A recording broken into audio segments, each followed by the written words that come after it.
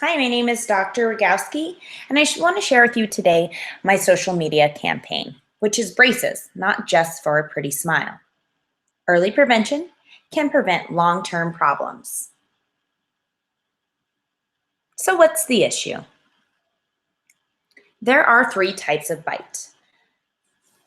Class 1 is a normal, healthy bite. Class 2 is when the top jaw grows faster than the bottom jaw.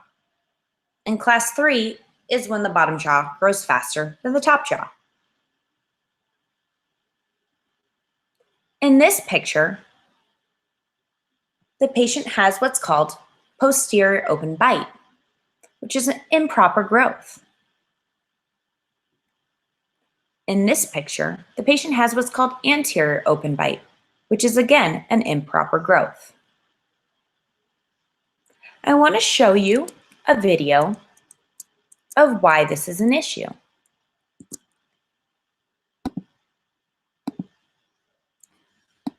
An anterior open bite is a condition where a patient's top and bottom front teeth are unable to make contact, often including teeth that protrude outwards. Anterior open bites vary in severity and cause. Some factors that can lead to an anterior open bite include thumb sucking and pacifier use in children, airway irregularities, mouth breathing, sleep-related disorders such as snoring and apnea, as well as disproportionate facial bone growth in adolescents and adults. While oftentimes the primary concern of patients with an anterior open bite relates to their appearance, other complications may include speech difficulties, disproportionate wear to the rear teeth, jaw muscle pain, and trouble eating due to inability to bite into food.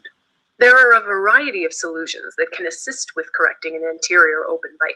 Your doctor will work with you to determine a treatment plan that best fits your unique situation and needs. So on the video, it showed improper growth causing an anterior open bite. And as stated in the video, this can cause poor eating ability. It can also lead to jaw pain, which can cause chronic pain or chronic headaches.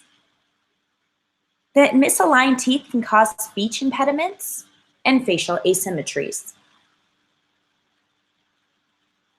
So what causes this? There are numerous reasons that this can happen. One of which is a patient being born with cleft lip or cleft palate. When a child uses a pacifier frequently past the age of 3, it can cause improper growth. And this is the same when using a bottle.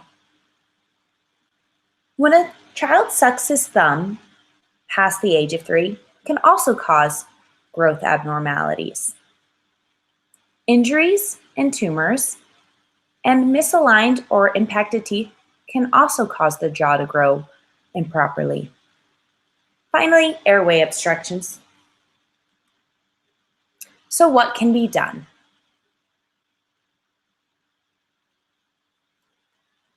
This abnormal growth can be prevented. If parents prevent the use of pacifier or stop thumb sucking and bottle use before it becomes a problem, they can prevent improper growth. 6-month checkups will ensure that the child is growing properly. If not, early intervention can be done. With early intervention, thumb stoppers prevent kids from putting their thumb in their mouth. Correction appliance would correct bites that are growing incorrectly. Braces can be placed, or surgery can be done on patients with cleft palate or tumors. So if we can prevent this, what's the holdup? If there are ways to prevent improper growth, then what is stopping us from preventing it? It's simply because the lack of parent education. Parents don't know what they should be doing to prevent it. And if we can do early intervention, then why aren't we? It's simply because of lack of funding. So what's the plan? On our social media campaign, we have 3 target audiences. The first audience is the parents, with children aged 2 to 13. Our second audience is public health officials involved in policy writing. Our ultimate goal is to be able to get coverage for children who need braces to prevent class 2 or class 3 bites. So we need public health officials to help rewrite the current policy. And we also need lawmakers involved in policy change that can rewrite this. Our first target audience are parents. Early ortho can prevent late surgery. With our goals of this group, we are focused on education on prevention. We want parents to know what a proper bite looks like and to know what early warning signs are. We also want parents to know when they need to act to prevent the improper growth and for them to know what treatment options are. Ultimately, our goal is early intervention and prevention. In our second group, the public health officials prevent structural abnormalities to promote childhood and adult success. We want children to not be hindered by their improper jaw alignments. So with this group, our goal is to have education on the problem. We want them to know what the impact is on the adults and children dealing with improper jaw alignments. And we also want them to know that there are ways to prevent this. Ultimately, we want to revisit the current policy. We want Class 2 and Class 3 malocclusions to be viewed as a public health concern.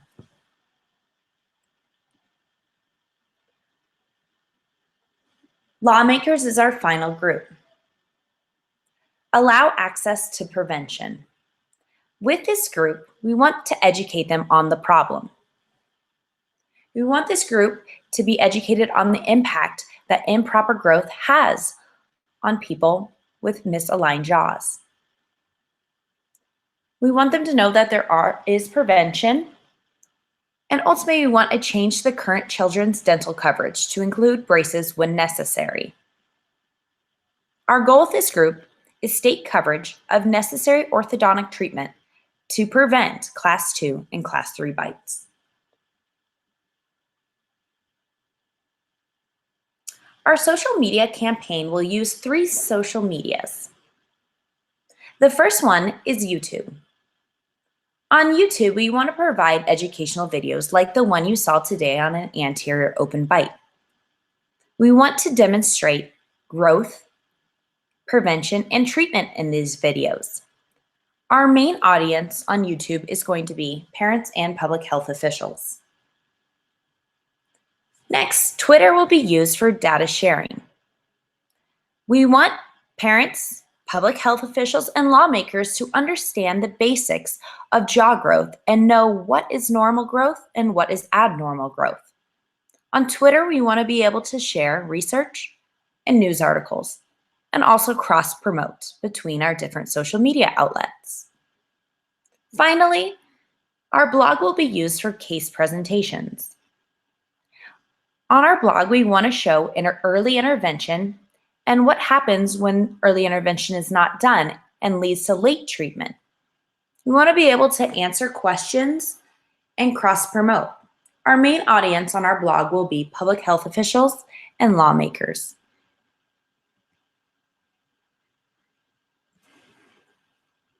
Our social media plan will involve monthly posts of videos on YouTube. On YouTube, we want to provide growth videos and case presentations. To evaluate our success on YouTube, we will analyze how many video views per month, with our goal being 100 views per month. We'll analyze how many new subscribers we have, with our goal being 20 new subscribers per month. On Twitter, our goal is to have daily posts containing infographics, research, and news articles. We want to be able to interact with our followers, share our YouTube videos, and links to the blog.